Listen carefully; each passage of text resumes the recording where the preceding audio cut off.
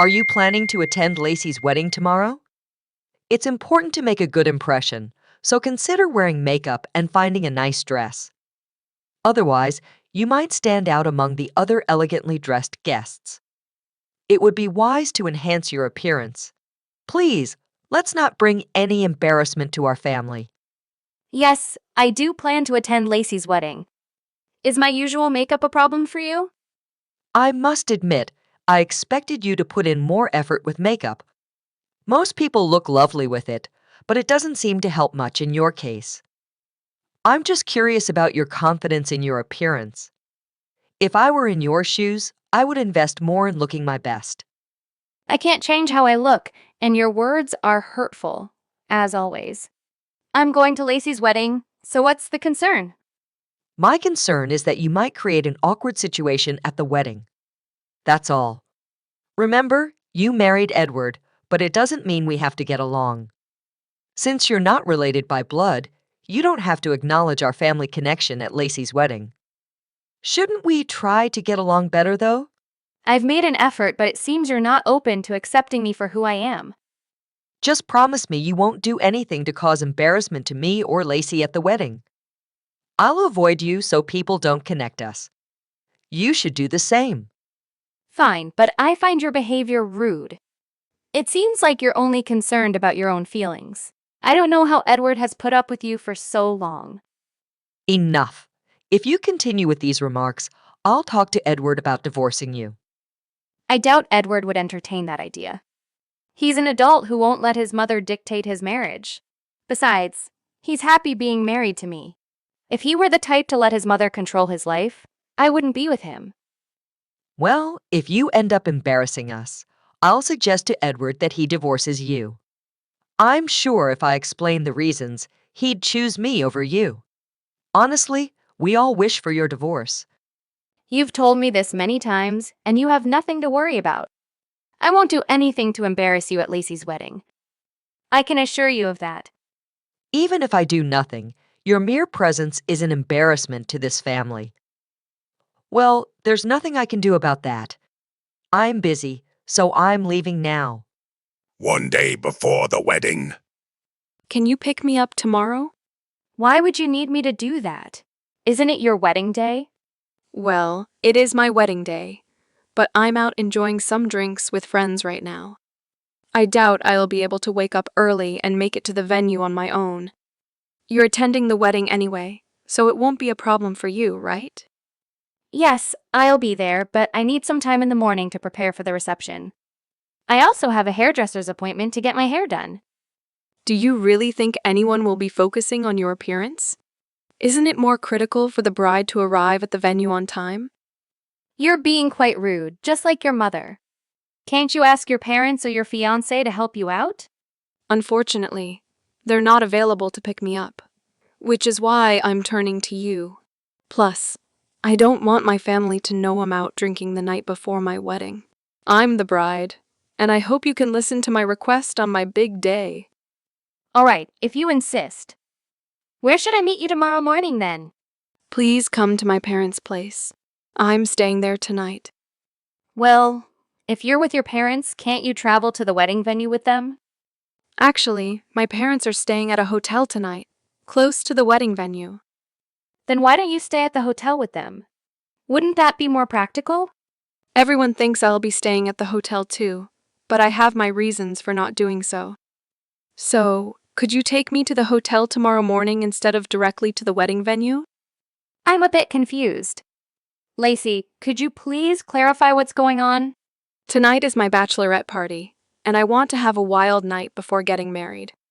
I don't want my parents to interfere with that. Can you understand? I think I understand your plan. You're having everyone stay at a hotel so you can enjoy your last night as a single woman without any constraints. Then you'll pretend that you stayed at the hotel and went to the wedding with the rest of your family, right? That's correct. You have your own car. Why not drive yourself to the hotel? I told my parents I'd take the train to the hotel. They'd get suspicious if I used the car. I see. Why not take a taxi then? A taxi would be costly. It would be much more budget-friendly if you could come and pick me up. Thanks, and I'll see you tomorrow. Are you giving me no other option? Yes. Please come and pick me up at 7:00 am, because I'm scheduled to have breakfast with my family at 8 at the hotel. It's quite early, but okay. I'll do you this favor, but it's a one-time thing. Don't expect this from me again. Wedding day. Where are you?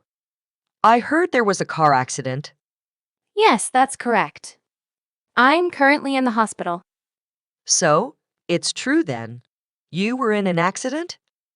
I was indeed. I'm seriously injured. How could you let this happen to us? What do you mean? Are you suggesting I purposely got into an accident? You can't back out now, can you? It's Lacey's wedding day. What will people think?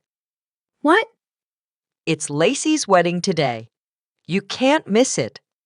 What about our family's reputation? The accident wasn't my fault. Another car crashed into me and fled the scene. I'm in a lot of pain right now. I can't attend the wedding in this condition. You can't cancel at the last minute. We need you at the wedding. But you told me you didn't want to see me at the wedding before. I don't think my absence will be noticed today. You're just trying to embarrass the family. You're so selfish. If you don't come, I won't consider you part of this family anymore. Your logic escapes me, but fine. Are you really going to make me go to the wedding with my injuries? I can't even walk without crutches. You could limp, I guess. This is unbelievable. I'd call this abuse. If you don't want Edward to divorce you, I suggest you come to this wedding. Why should I face the threat of divorce over missing one wedding? It's important to our family. Lacey is getting married, and as my son's wife, you should be there. How can you threaten someone who's just been in a car accident? Do you have any compassion? You're being heartless. I have broken bones and I'm not well. So what? Who cares about a few broken bones? Today is Lacey's big day. I won't allow you to miss it. I don't want any excuses. You need to be at the wedding. All right, I'll attend the wedding since it appears I don't have a say in this. If you're late, I swear I'll give you a piece of my mind. Understood. The wedding is starting in an hour. Hurry up! I'm on my way, but just remember, I'm not responsible for what happens next. A few hours later. What's wrong with you? I'm furious. How could you? How is this my fault? I went to the wedding as you asked. What's the problem? You threatened to make Edward divorce me if I didn't attend. I never expected you to show up at the wedding injured and bleeding. The other guests were shocked. Yes, I noticed. Once they found out that Lacey was the one who crashed into my car and fled the scene, I'm sure they couldn't stop talking about it. Are you shocked too? Of course I am. You didn't have to expose what Lacey did. How could you do this to us? Everyone was asking me about the accident, so I just told them the truth. I didn't do anything wrong. It would have been dishonest to lie. Lacey is the one who committed the crime here, and she should be held accountable.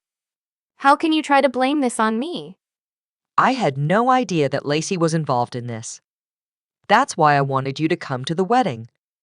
If I had known, I would have never asked you to attend.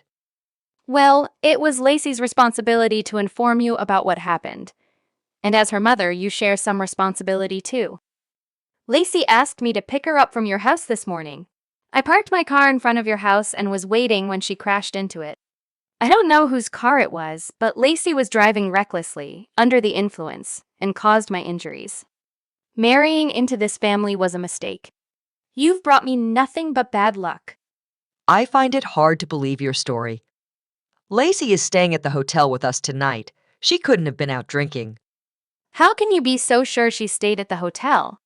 You didn't see her until breakfast this morning, and Lacey's fiancé told me he hadn't seen her at the hotel last night. I went to your house to pick up Lacey because she asked me to. She left me with no choice. I can show you her text messages if you doubt me.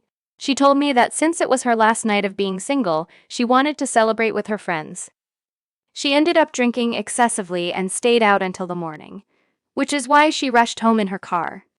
So it really was Lacey who hit you and fled the scene? She committed a hit and run? But did you have to air our family matters to all our wedding guests?